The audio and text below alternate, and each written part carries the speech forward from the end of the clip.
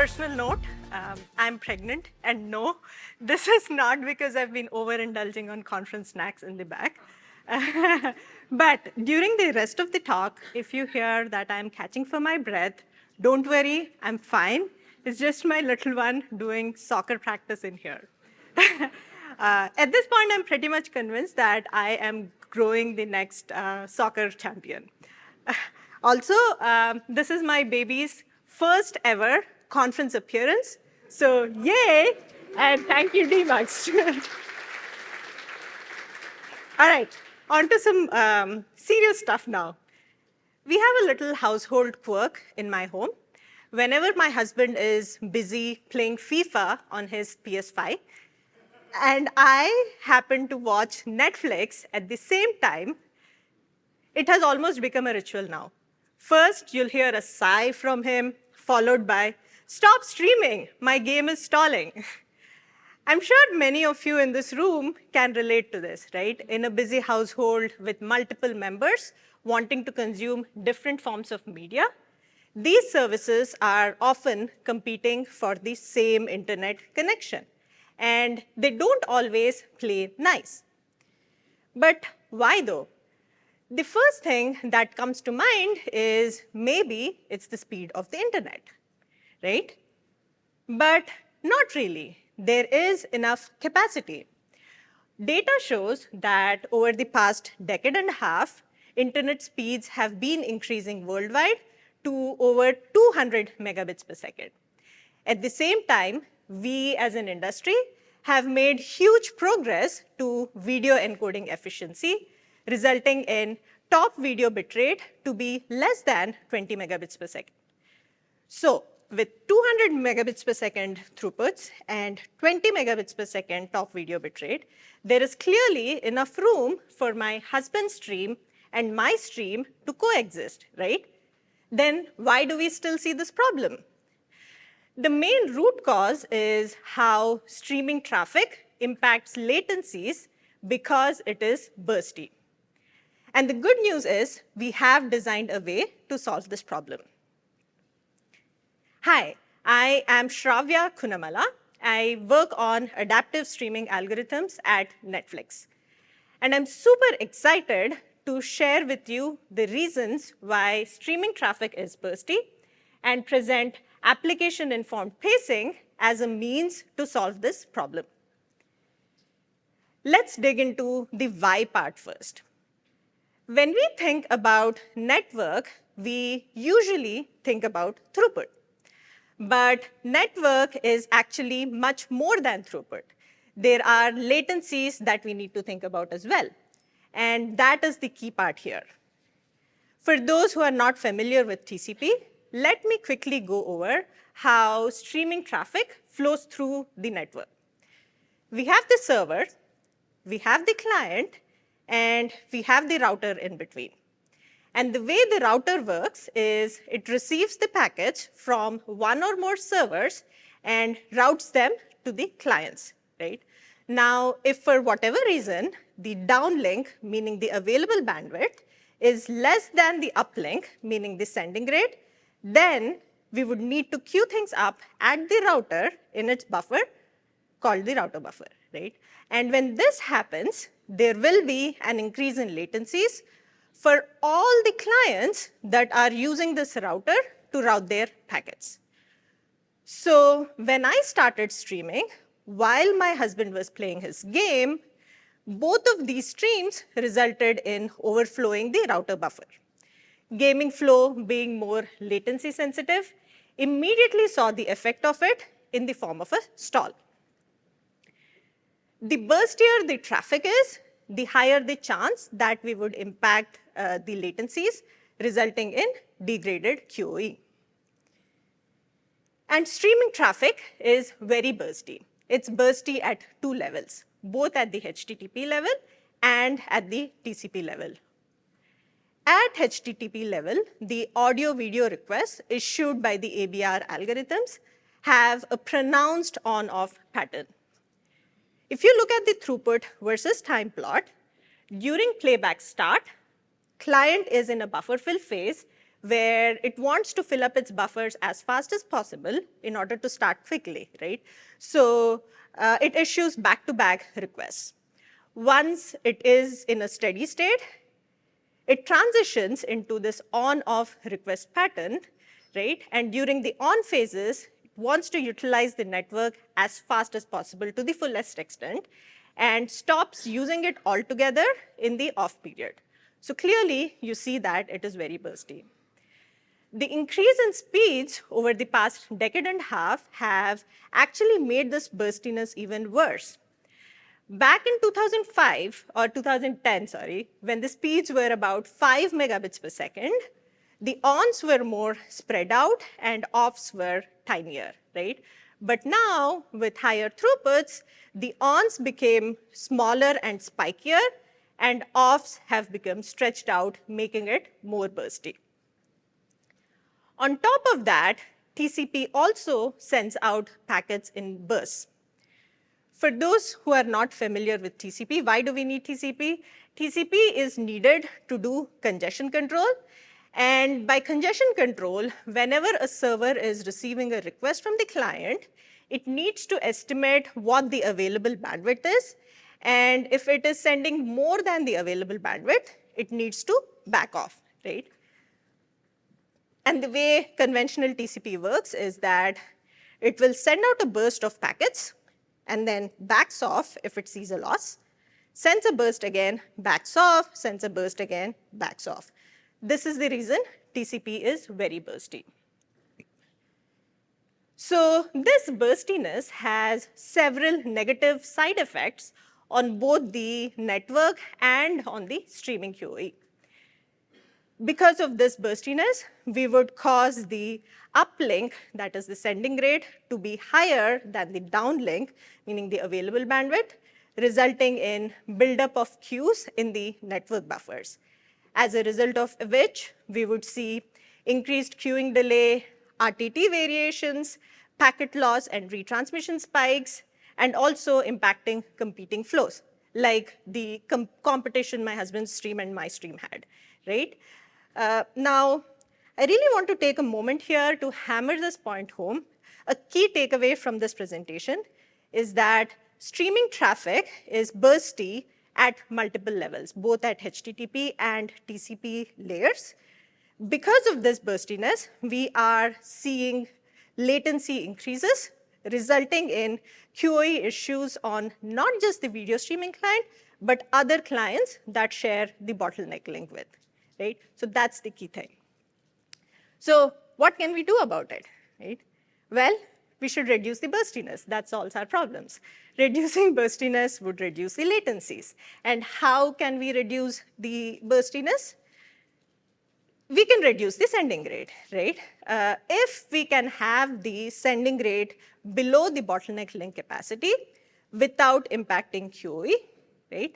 Without impacting QoE is the key part here and also the hard part. Why is it hard? Because this sending rate is directly fed into the ABR algorithms, and it is used by it to do its bitrate decisions, right? So if we reduce this blindly, we are going to tank our QoE, and that's not something we want, right? So we need to be very careful with this. But if we were to find a way to reduce the sending rate without impacting the streaming QoE, what we will have is we'll reduce the RTT variation and throughput variance, will reduce CPU usage spikes at the client because client is seeing a smoother delivery of packets rather than burst off, and things like that. And we would also improve the network for others. Can we do that? Yes, with application-informed pacing. So application-informed pacing is a new technique where the ABR algorithm, along with the chunk it wants, it also specifies the pace rate. And pace rate is the rate at which it wants the packets from the server to be sent back, right? So the client will look at its state like buffer level, playback state, and other things, and determine something called a safe rate That means the rate at which it can receive the packets without impacting QoE, right? Now, server, on seeing this request, it starts sending the packets out at most that rate. And at the same time, it will also start pacing the packets out, meaning it will apply spacing between successive packet emissions so that the average send rate over that duration of the chunk is never greater than the rate that the client requested for, right? So here's an example. In native TCP, the client would just say, hey, server, give me the 1 megabits per second chunk, right? Now, with application-informed pacing, it would say, hey, server, give me the 1 megabits per second chunk no faster than 2 megabits per second. When server sees this request, even if it's measuring available bandwidth of 200 megabits per second, it will still send at 2 megabits per second, essentially leaving this additional throughput on the table for others, right? So we are basically improving congestion control by looking at application needs. With this technique, we are able to reduce burstiness at TCP level. We go from this bursty, sawtooth sending pattern to a much smoother sending rate of a straight line. So instead of operating at the knife edge, where there is a lot of packet loss and retransmissions, we start sending slower and like much smoother way, resulting in fewer losses and less queuing delay. We also reduce burstiness at HTTP layer or the request level. From a predominantly on-off request pattern, we go to a much smoother request pattern, right?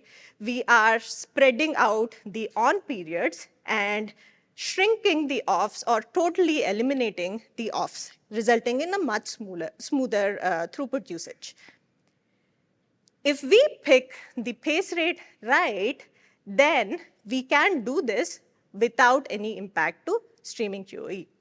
And that is the hard problem. Like I mentioned before, this rate is being used by the ABR algorithms to pick the next bitrate decision, right? So we can't simply blindly reduce it because it will impact the streaming QoE, right? We also cannot pick a rate that works for the entirety of the client session, right? And that's the key idea. The key idea is that client needs different rates at different parts of the playback session. During playback start or when recovering from a rebuffer, it wants to get packets as fast as possible in order to recover from that stall, right? But once it has enough buffered and is in a steady state, then there is enough room for it, and it is more tolerable to accepting packets at a lower rate.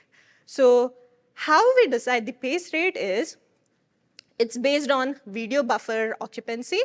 So we always pick a rate that is something higher than the top video bit rate, right? And we pick 6 times the top video bit rate when the buffer is empty, and 3 times the top video bit rate when the buffer is full, and do a linear interpolation between the two.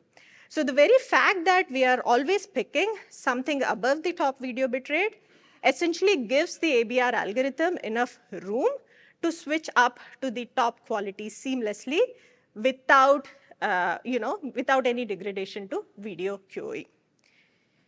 All right, that's about the algorithm. Next, this also ensures that, to put things in perspective, the rate that we pick will be much lower than the average internet throughput of, it's 13 times the top video bit rate, right? So we have all this additional throughput on the table for other applications to use. We have implemented this algorithm at Netflix and run large-scale experiments worldwide, and we are seeing some really promising results. With application-informed pacing, the average throughput used by the playback session drops by about 76%. Retransmissions or packet loss rates drops by 51%, and Median path RTTs also improves by 38%. We are already starting to see improvements in application QoE within the Netflix app. During the life cycle of a Netflix app session, there are multiple instances where streaming traffic and application traffic, like the artwork, image download, et cetera, are competing with each other for network and device resources. By pacing the streaming traffic, we are able to render the artwork images faster by about 5 to 6%, which is really cool. How does it impact neighboring applications? So for this, I had a lab demo set up where I used a 40 megabits per second bottleneck link, and I am sharing that between application-informed pacing flow and TCP flow. So the TCP flow is running the Netflix proprietary ABR algorithm using Neurino, right? Now, with like TCP fairness, in the long run, you would imagine both of these flows should use about 20 megabits per second each, right? But the application-informed pacing flow is never really asking for 20 megabits per second because it's not what it needs. So what ends up happening is neighbor's throughput is 28% better because of that. Neighbor's response time is 18% better, and neighbor's play delay is 4% better. Replace the same thing with a UDP flow, and we also see UDP neighbor's delay is about 51% better. So, in summary, in the traditional streaming world, we usually assume that applications benefit from higher throughput.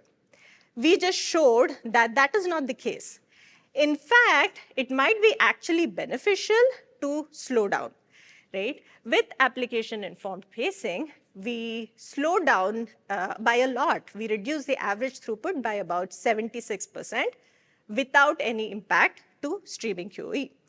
And with that, we saw that the Netflix streams have fewer packet losses and retransmissions.